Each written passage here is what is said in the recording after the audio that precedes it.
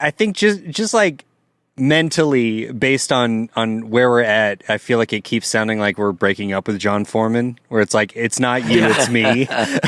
Like, you're great. I love everything you do. That's just not the space that I'm in right now.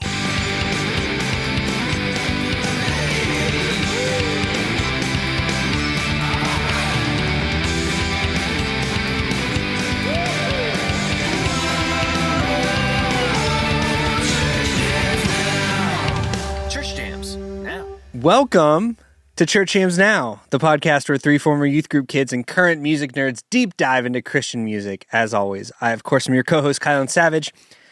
And with me, I don't know what to say now, because I said, as always, and then... As usual times? As usual times. Mr. TJ Smith. Oftenly. With me oftenly. As oftenly. Mr. TJ Smith. Yes, hey, I, as you guys know, have a baby daughter. She's 7 weeks old as of 3 days ago, and I'm learning how to die every day, you guys. Yes, sir. This winter. Yeah. We also have beautiful producer Josh. Hey, guys. TJ, I joined that marathon that you did a couple months ago, but I don't think I ever found the finish line because I am still running. And that was like September. So I don't know where I went wrong with that. Nice callback, Josh. That's beautiful. Hold on, I got one. Hold on. There's absolutely no life behind your eyes, Kylan, because you're exhausted. I bet you're exhausted because of somebody's baby. I was like, wow, TJ didn't go for the easy one there. Yeah. I.e. yours. We'll find out why. Yeah. I went for I picked track one. It was more fun. Yeah. Understandably. Okay, so this is the second in our series covering the Jon Foreman Seasons EPs. Once again, I want to give everyone a heads up that if you're not subscribed to our Patreon, you got to do it, man. You got to do it. It's a great opportunity. Because if you're just listening to the main feed, hey, that's awesome. We love that. I just got to let you know, this episode... and the previous one, the Jon Foreman Fall episode, the part B, where we go track by track, is going to be locked behind that paywall. I'm sorry, that's just... Yeah, but you can join for $3 a month, and then you can listen to the whole things, and then you can lord it over your friends by saying... Yeah, I listened to the entire track-by-track analysis of Fall and Winter by Jon You can Foreman. use it to invite yourself over. Like if they got some like real good snacks or whatever, be like, hey, you invite me over, give me some snacks. I'll play the Patreon special edition show for you. Honestly, of anyone in the world, if you send us evidence of a Church Jams Now listening party of you and your friends... I think Patreon. So cool. I think Patreon is now starting to offer gift subscription. Well, I'll gift you the highest tier if you actually legitimately have video proof, a full listening party. Yeah. No, I need you to record the whole thing and send it to me. Yep. Then I will. Don't worry, he's got Dropbox. Yeah, you can turn it into a zip file. Storage is no issue. Because you might just, you know what? You might just be able to take my job because you obviously love the show more than I do. It's true. And you know what? We're just a scrappy podcast. We're not like Netflix, so we don't mind if you share Patreon. Like Netflix doesn't want you to share your password with everybody. We're fine. It's fine because they're going to share their snacks with you, and you're going to share the love. Everybody wins. Patreon. Everybody wins. That's right. The win. Yeah. So now that we got that out of the way. What's up? Nothing, man. What's up with you? Not much. It's cold. It's cold down here in too. Portland. Yeah, it's cold in Arkansas too. Josh, is it cold where you are? It's pretty cold in Texas. Yep. Yeah. I'm currently sitting. Is it December? It is. I'm sitting at 33 degrees. So. Would you be surprised if I told you I planned it this way for the temperature to drop so we can really get in the mood for And you killed the power at TJ's house. I did. So you would have to be cold. I've been pulling a lot of strings, but I think it's all went out perfectly. arguably overstepping in terms of the producer role, but yeah, you know what? You there's make like a weird. There's some kind of indie film that we could make based on this. It's like the opposite of Santa Claus. Like you're like Josh doing all this behind the scenes, like puppet string pulling just to bring us to today. It's almost like where I'm freezing cold. Like Santa Claus meets like the cable guy. And that's it. Right. Yeah. So like I said, this is the second of the Jon Foreman seasons EPs. I like that we started with fall. We talked about that on the last one. Mm-hmm. It's true, we did. And yeah, this lined up perfectly. It's very cold, and it's a very cold album. I'm excited to talk about it. Should we do some research first? Yeah, we can. I'm a little, I think we talked about this the last time TJ was on. It's like, we're a little rusty. We kind of fell out of our groove a little bit. So somebody had a baby. Yeah. God. Weird. Trying to get back into it. It's true. It's true. Well, yeah, I can do the research. It's a little brief. There's not a ton to go along with these. And a lot of it kind of coincides with, obviously, from the fall release that we talked about. So, of course, we're covering Jon Foreman's Winter, which was released on January 15th of 2008. It was released physically as well on the same date, on that date with fall. So when you get this nice Winter Fall CD, which I have and am displaying right now, listener, you can hear the CD right there. So, yeah. Hey, I have the CD too. Did I talk about that last time? Yeah, I think you did. It's in my car. Yeah. Nice. This was Jon Foreman's second solo offering, obviously a couple months after Fall. It was on Lowercase People, produced by Jon Foreman. This one did chart, if you count the Fall and Winter release together, it did chart on Billboard Christian of number 33.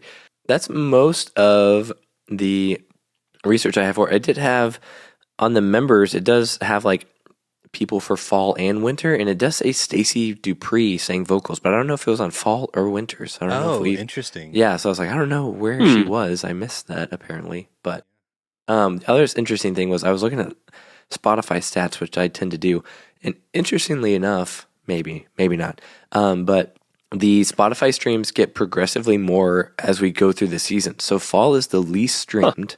Wow. Out of all of them. Winter a little bit more, and then is interesting. Jumps up for spring, and then summer is just a little bit above spring. So I thought that was interesting. That is wild. Yep. I think most people consider Jon Foreman like a summer guy. Maybe it's the California of it all. So that does track. Yeah. It makes sense. Yeah. Yep. So that's really it. Other than this is the second longest of the EPs at 22 minutes and 45 seconds. So, guys, I love this. And you couldn't be more happier for less than 23 minutes. Yeah. I could do this all day. Yeah. All right. So now we're going to do our 4-hour deep dive into it. Yes. That gives all the more time to get granular with exactly. It. Yeah. No, we're not going to go track by track. We're going to go measure by measure. So hope y'all are ready. And Josh, you mentioned on Fall, right, Josh, that Charlie Peacock was involved in on the production side?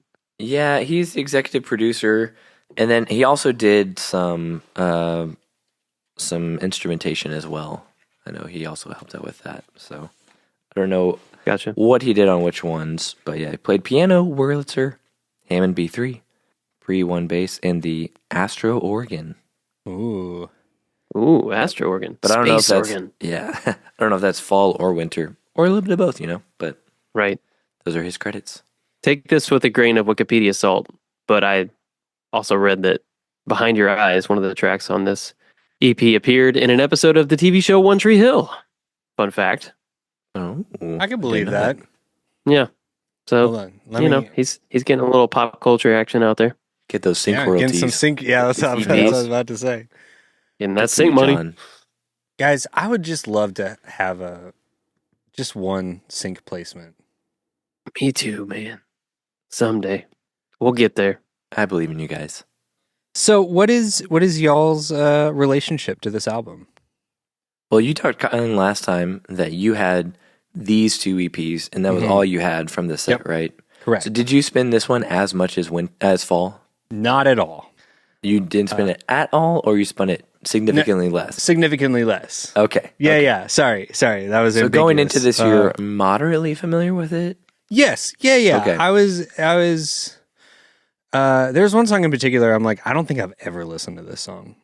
And we'll get into that in part B. But I was relatively familiar. Definitely remembered the first song, Learning How to Die. Yeah, and besides that, it just like it felt a little sadder, a little colder than fall, and I think it just didn't Which resonate tracks. with me. Good job, much. John. I mean, I think that was the vibe he was going for. No, for sure. Yeah, so I would say moderately familiar. Okay. Cool. For me, I mean, I listened to all of them a little bit later, like around 2013 is when I got into all of them. I think I obviously listened to and liked some of it. I think I would have said that this was my least favorite of the 4 before going into this. So I'm curious to see as we go through them where it will fall. But I think going into this, if you would have asked me before, I'd been like, yeah, winter's probably my least favorite, just because it's cold and sad, which is a compliment to John. Like that, it's doing what he meant to do. Yeah. But it's not his fault that that's like not the vibe that you necessarily want. Exactly. Yeah. What about you, TJ? Yeah, I think I maybe mentioned on the last episode how like these EPs just kind of were around, but I wasn't like crazy familiar with them, and I wasn't super familiar with this one at all.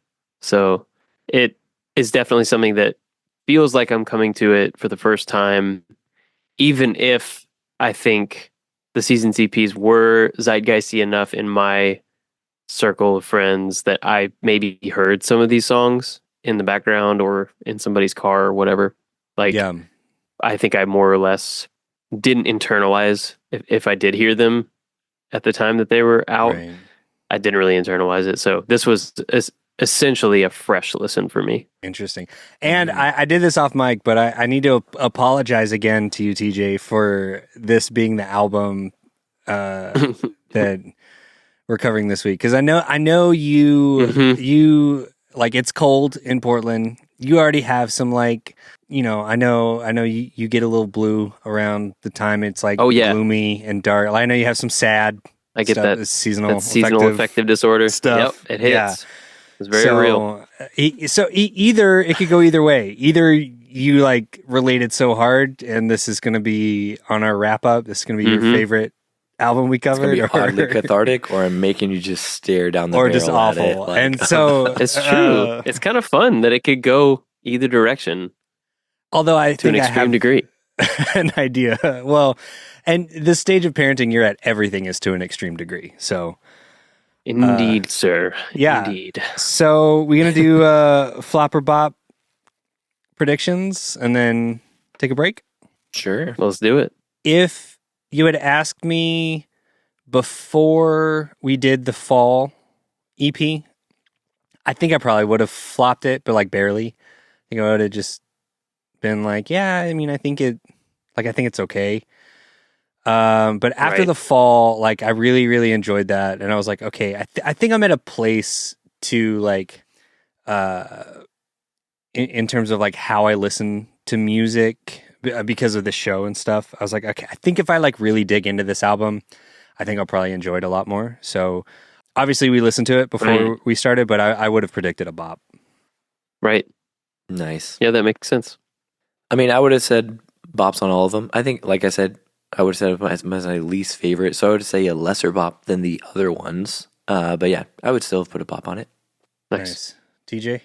I see, that's the thing is like, because I didn't have a lot of context for this one going in, it kind of like you alluded to, Kyle, and it could go one of two ways, like because of who I am, right? Because I hate the winter time and really struggle, especially up here in the foggy Northwest. Right. The winter EP could really bum me out and just not be a bop. But it could also be like, hey, Enneagram 4, you want to get in your feels and like be, just really wrapped up in bluesy emotions because that's actually cathartic sometimes.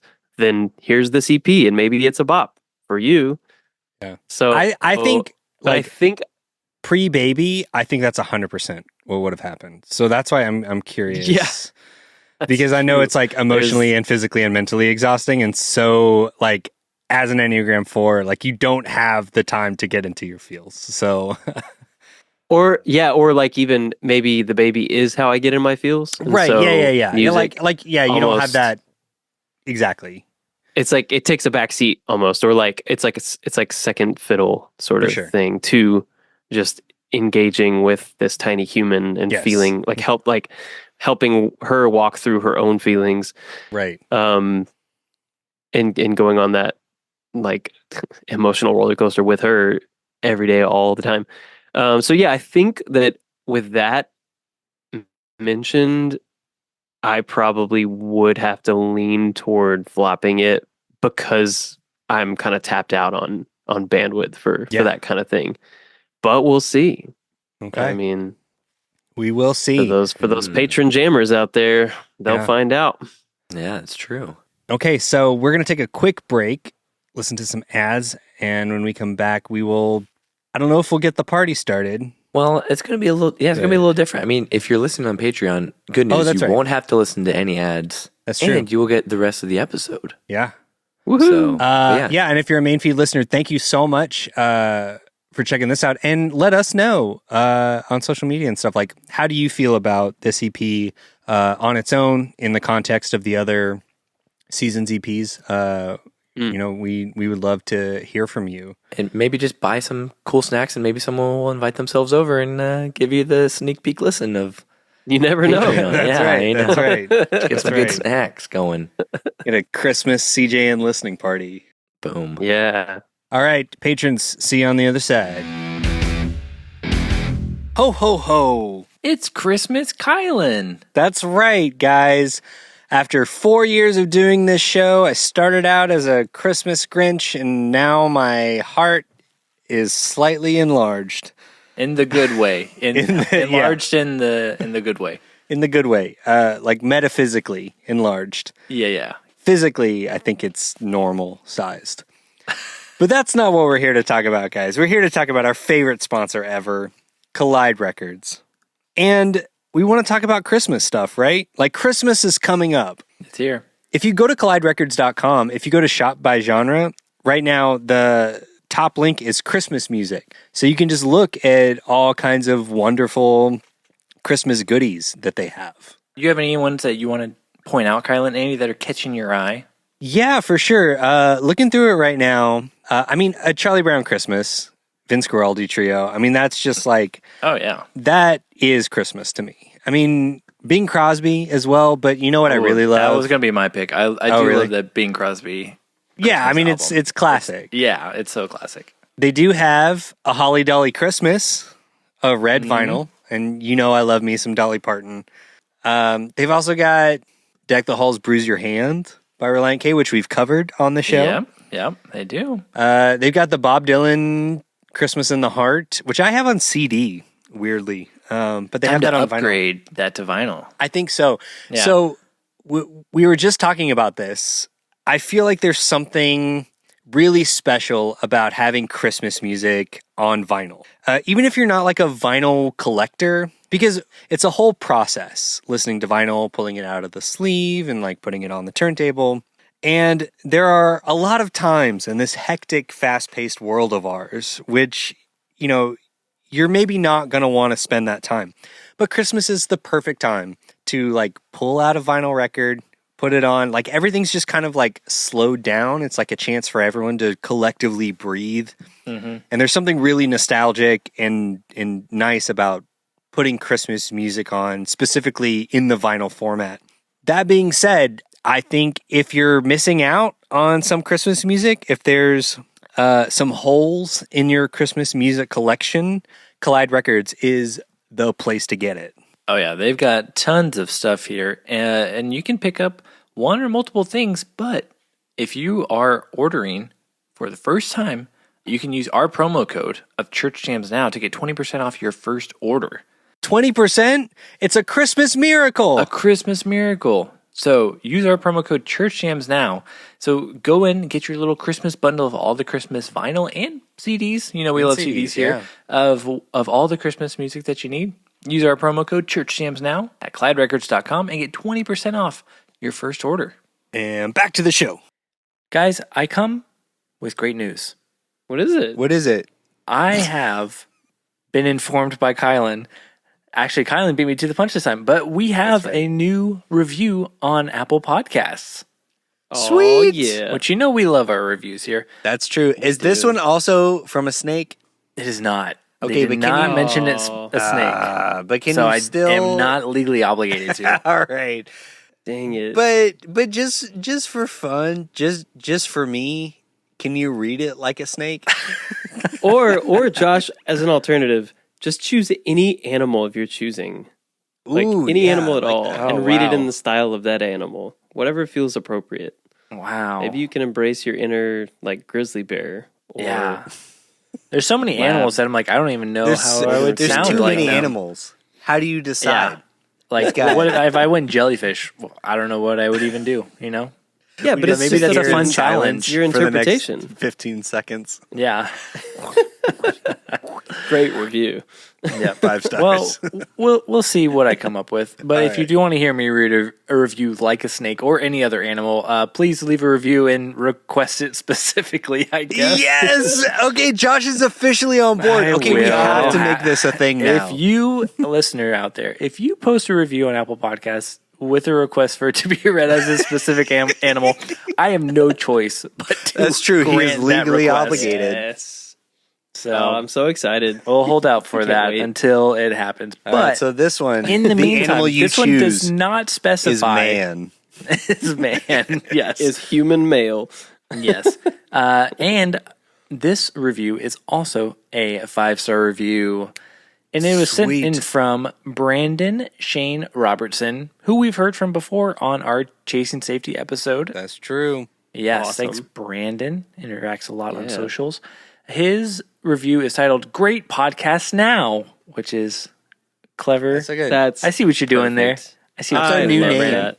Let's just rebrand. We should have named. Yeah. That should have been your podcast network. Yeah, I know. Great podcast now. The review goes as follows. It's good to see Christian bands, in parentheses, some much lesser known, from the scene get some well-deserved love and attention. There are a handful of bands that are now on my radar because of this podcast too. Great work, fellas. Nice. Which bands do you think That's he's awesome. talking about? DC Talk? And Othello. Switchfoot. Definitely an Othello. Yeah. Maybe Relient K. Carmen? Yep. Bands Right. no one's heard of. Yeah. Probably.